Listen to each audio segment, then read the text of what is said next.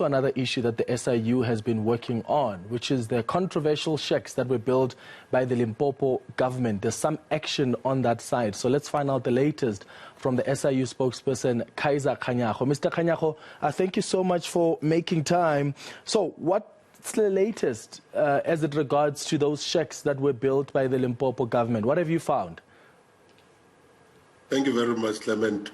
What we have found is that the contract that was given to this company that was dealing with it, which is Aventino Group CC, was very illegal because there was misrepresentation that was done by this company when they were getting this tender.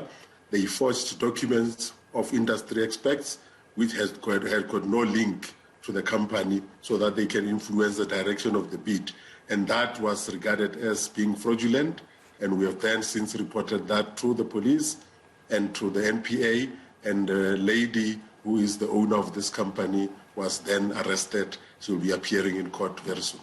Yeah, and are there officials from the provincial department in Limpopo that were implicated, that worked with these officials?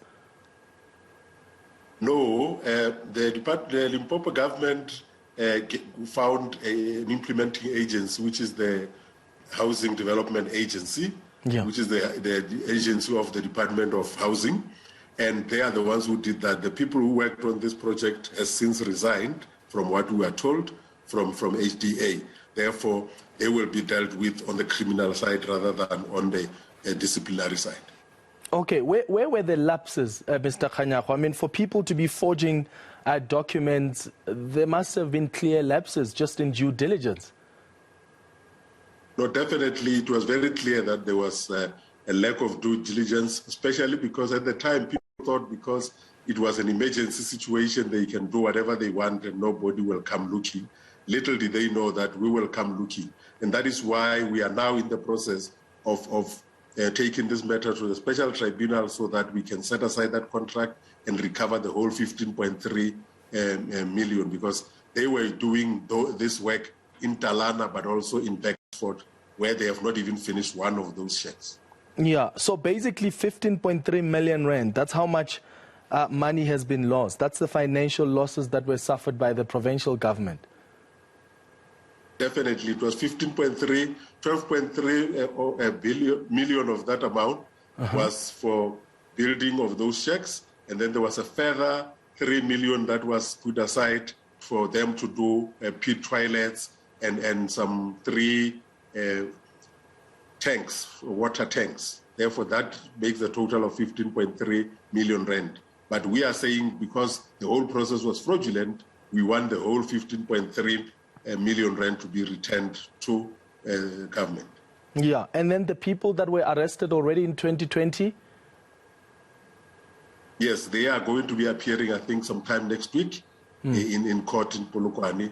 And these are in the main the owner of this company that did this fraudulent transaction. Therefore, the matter will be sitting sometime next week in Polokwane.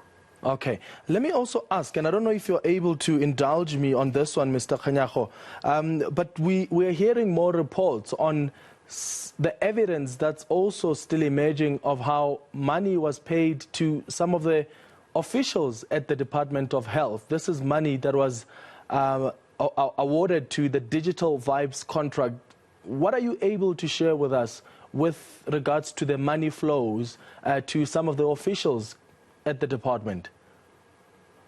Yes, yesterday we went to the special tribunal to try and join an official of the department, where we found that this official was paid an amount of 6,000 rand, and this amount of money was paid through a company that benefited. It was a shelf company that was under the control of the owner of one of the ladies that were involved in this tender, and they paid this specific person an amount of 6,000, and only to find that the signature or the signature stamp of this official was part of the documents that were used to approve those payments that were done in the department. Therefore, that is why we are linking this particular individual. And how senior or junior are they in the department? So they were paid just 6,000 rand, but how much was the deal that they allegedly were part of facilitating? Yes, the whole amount for the deal, as we all know by now, is 150 million rand.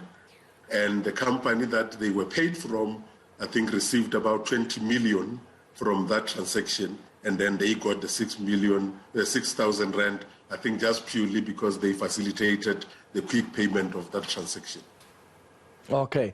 Just lastly, Mr. Kganyago, the education MEC in Gauteng, Panyaza LESUFI, was on eNCA earlier speaking to my colleague Braden and indicating that the investigation that you were doing as the SIU, that regarding the cleaning up of schools that cost over 400 million rand, disinfecting schools, that report has been concluded. What are you able to share with us about that? When did you send it over to the Education Department, and when can we expect action? Yes, the investigation is not concluded as yet. We are still busy with the investigation. What we have done with the referral, that is a referral that we have sent to them in relation to people who needs to be disciplined in the department. And we have given them the names of those people. We have given them the evidence of what they need to be disciplined for. And we had a meeting with them yesterday, was the last meeting that we had, to make sure that they take action against those. I think the head of department is tasked to discipline those people for what they have done. And while the investigation is still continuing, at the end of the investigation, we will communicate further. But this particular one he's referring to is in relation to the people who were found to be complicit in this problem, and we have got evidence already attached to them. Does that include some senior officials within the Department of Education? At the moment, I can't divulge that. We have given the report to the department, and we're hoping. I was listening to that interview, and he was saying, the MEC was saying they will have acted in the next 23 hours from the time he was speaking with Braden. We will then wait and see. Okay. But that is when everybody will know, yes. All right. SIU spokesperson Kaizer Kganyago, thank you for updating us on several of the investigations that you've concluded, some of which, as you say, you're still busy with, but action has to be taken on that contract. Over 400 million rand spent on disinfecting some schools. Panyaza LESUFI confirming that in the next couple of hours we will know what action will be taken against those in the department who were complicit.